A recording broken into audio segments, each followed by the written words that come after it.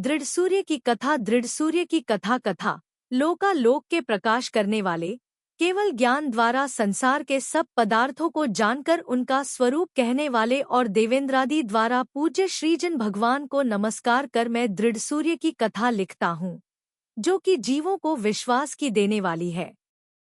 उज्जैनी के राजा जिस समय धनपाल थे, उस समय की यह कथा है।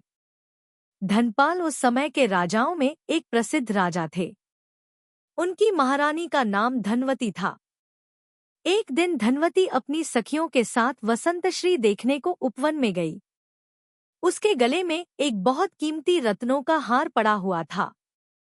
उसे वहीं आई हुई एक बसंतसेना नाम की वेश्या ने देखा। उसे देखकर उसका मन उसकी प्राप्ति के लिए आकुलित हो उठा।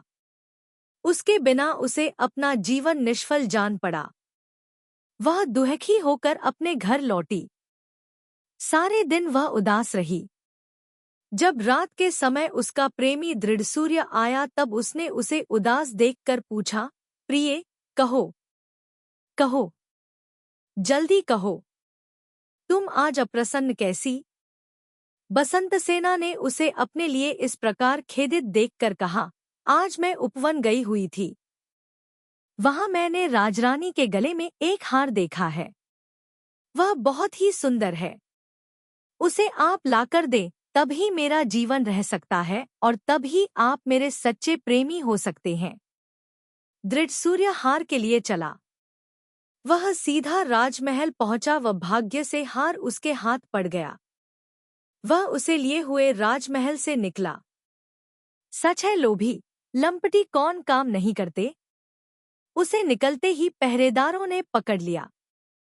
सवेरा होने पर वह राजसभा में पहुंचाया गया। राजा ने उसे शूली की आज्ञा दी। वह शूली पर चढ़ाया गया।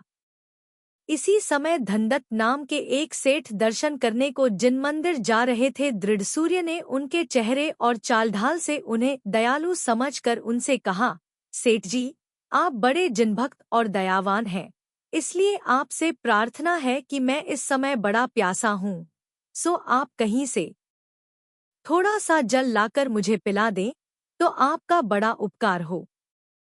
धनदत्त ने उसकी भलाई की इच्छा से कहा, भाई, मैं जल तो लाता हूँ, पर इस बीच तुम्हें एक बात करनी होगी। वह यह कि मैंने कोई 12 वर्ष के कठिन परिश्रम द्वारा अपने गुरु महाराज की कृपा से एक विद्या सीख पाई है, सो मैं तुम्हारे लिए जल लेने को जाते समय कदाचित उसे भूल जाऊं तो उससे मेरा सब श्रम व्यर्थ जाएगा और मुझे बहुत हानि भी उठानी पड़ेगी, इसलिए उसे मैं तुम्हें सौंप जाता हूँ। मैं जब जल लेकर आऊं तब तुम मुझे पीछे लौटा देना। यह कहकर परोपकारी धनदत्त स्वर्ग मोक्ष का सुख देने वाला पंचनमस्कार मंत्र उसे सिखाकर आप जल लेने को चला गया। वह जल लेकर वापस लौटा। इतने में दृढ़ सूर्य की जान निकल गई। वह मर गया। पर वह मरा नमस्कार मंत्र का जाप करता हुआ। उसे सेठ के इस कहने पर पूर्ण विश्वास हो गया था कि वह विद्या महाफल के देने वाली है। नमस्कार मंत्र के प्रभाव से वह सौधर्म स्वर्ग में जाकर देव हुआ। सच है, पंच नमस्कार मंत्र के प्रभाव से मनुष्य को क्या प्राप्त नहीं होता। इसी समय किसी एक दुष्ट ने राजा से धनदत्त की शिकायत कर दी कि महाराज धनदत्त ने चोर के साथ कुछ गुप्त मंत्रणा की है, इसलिए उसके घर में चोरी का धन होना चाहिए, नहीं तो एक चोर से बातचीत करने का उसे क्या मतलब। ऐसे दुष्टों को और उनके दुराचारों को धिक्कार है, जो व्यर्थ ही दूसरों के प्राण लेने के यत्न में रहते हैं और परोपकार करने वाले सज्जनों को भी जो दुर्वचन कहते रहते हैं। राजा सुनते ही क्रोध के मारे आग बबूला हो गए। उन्होंने बिना कुछ सोचे विचारे धनदत्त को बांध ले आने के लिए अपने नौकरों को भेजा। इसी समय अवधिज्ञान द्वारा यह हाल सौधर्मेंद्र को, जो कि दृढ़ सूर्य का जीव था, मालूम हो गया। अपने उपकारी को कष्ट में फंसा देखकर यह उसी समय उज्जैनियों में आया और स्वयं ही द्वारपाल बनकर उससे घर के दरवाजे पर पहरा देने लगा। जब राजनौकर धनदत्त को पकड़ने के लिए घर में घुसने लगे तब देव ने उन्हें रोका। पर जब वे हट करने लगे और जबरन घर में घुसने ही लगे, तब देव ने भी अपनी माया से उन सब को एक क्षण भर में धराशायी बना दिया। राजा ने यह हाल सुनकर और भी बहुत से अपने अच्छे अच्छे शूरवीरों को भेजा। देव ने उन्हें भी देखते देखते पृथ्वी पर लौटा दिया। इससे राजा का क्रोध अत्यंत बढ़ गया।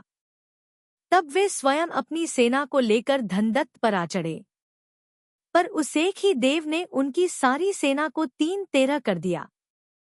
यह देखकर राजा भय के मारे भागने लगे। उन्हें भागते हुए देखकर देव ने उनका पीछा किया और वह उनसे बोला, आप कहीं नहीं भाग सकते। आपके जीने का एकमात्र उपाय है, वह यह कि आप धनदत्त के आश्रय जाए और उससे अपने प्राणों की भीख मांगे। बिना ऐसा किए आपकी कुशल नहीं। सुनकर ही राजा धनदत्त के पास जिन मंदिर गए और उन्होंने सेठ से प्रार्थना की कि धनदत्त, मेरी रक्षा करो, मुझे बचाओ, मैं तुम्हारे शरण में प्राप्त हूँ। सेठ ने देव को पीछे ही आया हुआ देखकर कहा, तुम कौन हो और क्यों हमारे महाराज को कष्ट दे रहे हो? देव ने अपनी माया समेटी और सेठ को प्रमाण करके कहा, है जिनभक्त सेठ, मैं वही पापी चोर का जीव हूँ जिसे तुमने नमस्कार मंत्र का उपदेश दिया था। उसी के प्रभाव से मैं सौधर्म स्वर्ग में महर्धिक देव हुआ हूँ। मैंने अवधिज्ञान द्वारा जब अपना पूर्वभव का हाल जाना, तब मुझे ज्ञात हुआ कि इस समय मेरे उपकारी पर बड़ी आपत्ति आ रही है। इसलिए ऐसे समय मैं अपना कर्तव्य पूरा करने के लिए और आपकी रक्षा के लिए मैं आया हूँ। यह सब माया मुझ सेवक की ही की हुई है। इस प्रकार सब हाल सेठ से कहकर और रत्नमय भूषणादि से उसका यथोचित सत्कार कर देव स्वर्ग में चला गया।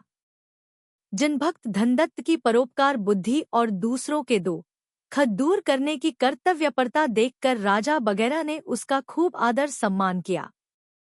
सच है, धार्मिक कैन पूज्यते, अर्थात धर्मात्मा का कौन सत्कार नहीं करता।